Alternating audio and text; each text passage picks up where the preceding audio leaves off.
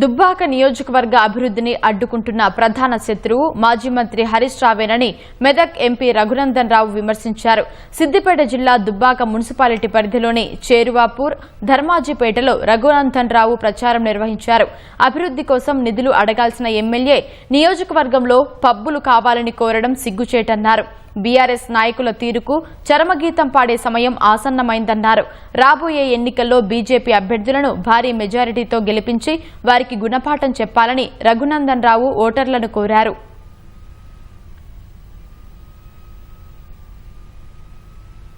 Medical college రానియలే, ఓ engineering college రానియలే, ఓ polytechnic college రానియలే.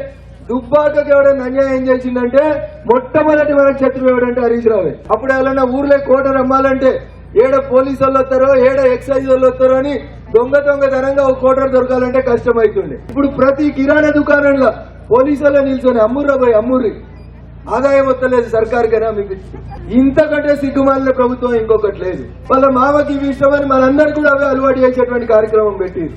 అందుకని ఒకసారి అసొంటోళ్ళని మళ్ళా ఊర్లోకి రానియకుర్రి. చూస్తే ఎర్రగా బుర్రగా మంచిగా నవ్వుకుంటూ ఉంటాడు, కానీ మంది కొంపలు కూల్చాలంటే వాడిని మించినోడు ఇంకొకటి ఉంటాడు. ప్రభాకర్ రెడ్డి సిద్దిపేటలో మీటింగ్ పెట్టి హరీష్ అన్న మాకు ఒక పప్పు తీసుకురా అని అడుగుతాడు. పప్పు అంటే ఆడపిల్లలు కూడా పోయి తాగాలనేది ప్రభాకర్ రెడ్డి కోరిక.